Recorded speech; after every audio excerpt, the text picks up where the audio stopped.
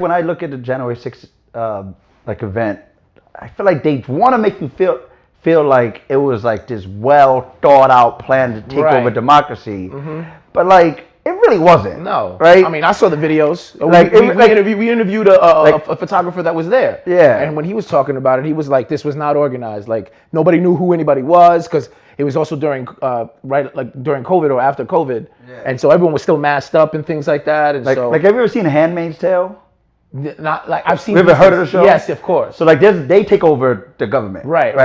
But they like killed the right people. Right. Yeah. They like took this, but they had people already. They were very organized. You gotta like. It's like topple a government. You're not just gonna break into a building. What are the bad guys in Marvel? Hail Hydra. Yeah. On some Hydra shit. Yeah, exactly. Because that's what you would have to do to actually take over the government. Right. So it's like a government like America's. Yeah. Yeah. So it's like extreme trespassing is not the same as not to say that not undermining January 6th, but it's not the same as trying to take over the government. So like I guess back to my question, like were they able to, in their attempt to prosecute them to the fullest extent of the law, were they able to uncover like a organized plot to hang this all on? The only organized plot that was uncovered was the intentional policing failure at the Capitol.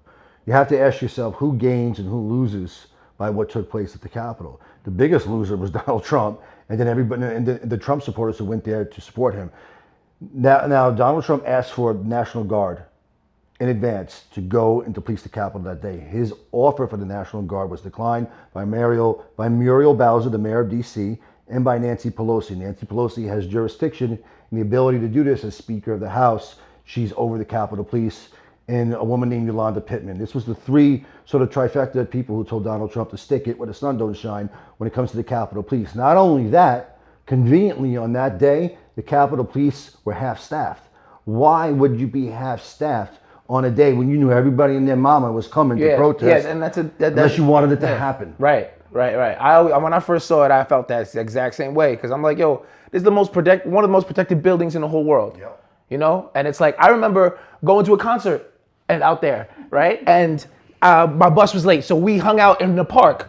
And I'm sitting on the bench, just on my phone because, you know, the concert ended really early and I had another 3 hours before my bus was coming. And I'm the only person there. And the cops came out of nowhere and was like, oh, what are you doing here? This park is closed, da da da da. And I was like, whoa. Yeah. I didn't see anybody as far as my eyes could see. And I'm just sitting here just looking at the park or whatever, and they came up right behind me. So I was like, whoa, this place is protected. And that was years before. They whatever. They came off the ground, and the ground opened up, and they was like, hey, where are you going? So when I saw that happen, I was like, nah, this is a little shifty. And me, I'm not well versed in law, the way police act or operate, or how government operates in a sophisticated way.